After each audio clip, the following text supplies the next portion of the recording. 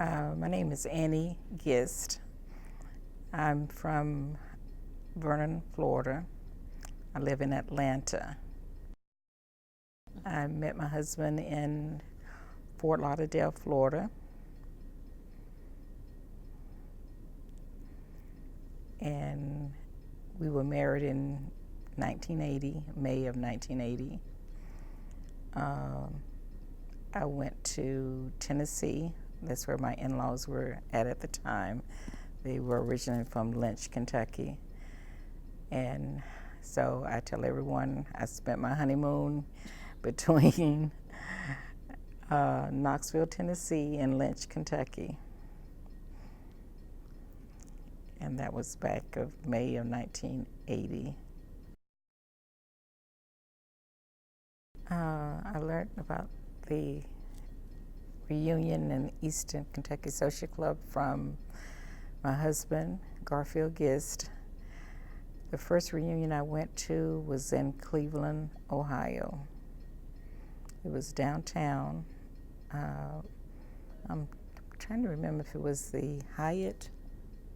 Sorry. The Stoford Sheraton. Might have been the Sheraton. That was the first reunion I went to, and I was just amazed because I've never seen that many people come together for I call it a hometown reunion. And everybody was friendly, very inviting, pleasant, and that was my first experience of visiting a reunion for the Eastern Kentucky. The Atlanta chapter was started in 1966, the same year they had the Olympic Games in Atlanta. So it was just like going from one big event into another one. My husband, Garfield Gist, started the reunion, and he was president of the Atlanta chapter reunion. Before we had our first reunion, the Lynch chapter came to Atlanta and brought all of their members and families, and so they hosted their reunion in the city of Atlanta. And I can't remember what year that was, but then we decided to do my husband decided to do a chapter in Atlanta.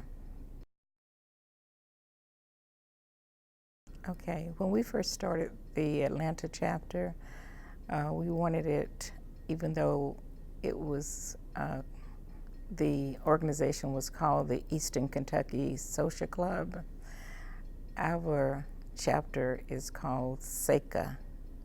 It's called Southeastern Kentucky Heritage Association, because we wanted to bring in a more heritage feel to get history on, the different coal miners and things where they came from.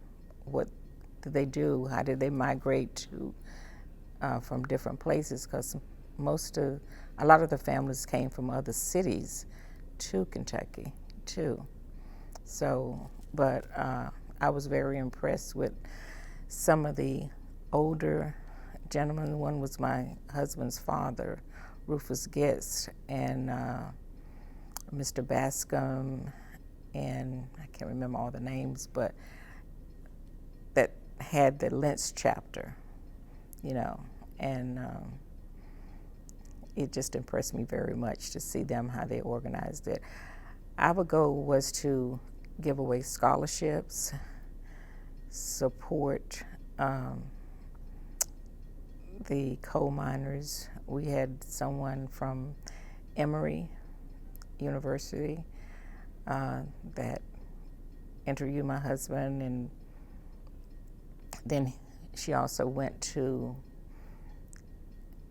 Lynch during the Memorial Weekend to learn more about the organization. But we, like I said, do scholarships. We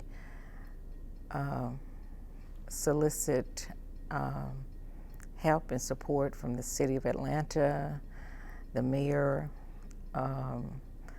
We also partner with one of the high schools in Atlanta. It's a performing arts school, Tri-City High School. And it just gave us something meaningful to do. We keep a budget, we have finances. We have to, when we have a reunion, we've only had 3, and we have to plan for everyone that's coming in, hotel rooms, banquets, things like that. Well, most of the organizations consist of a president, vice president, secretary, treasurer, a business manager.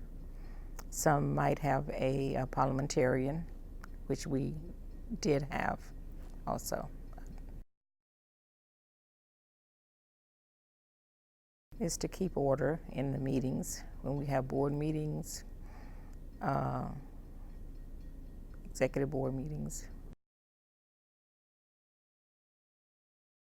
Well, it's just make sure that you're going by Robert's Rule of Order. Okay, so that's the way we run our organization. We also have bylaws that we go by in our organization. I know there was bylaws from that we made our bylaws according to what the original bylaws was from. Well, once my husband passed, and he had started the chapter, so I wanted to make sure it continued. It was something that he had a passion about because he loved Kentucky, and I just fell in love with the people there. Loving, I was amazed when I first went there, like I said, for my honeymoon per se visit. You could just, it was, I think I ended up we stayed through Memorial Weekend. And just to be able to go into people's houses and they welcome you with open arms, and they would always offer you food to eat, and it was just like another big family, you know. So I wanted to see that continue. And I would love to see the Kentucky Heritage Association continue, because it's important that we keep going for our young people.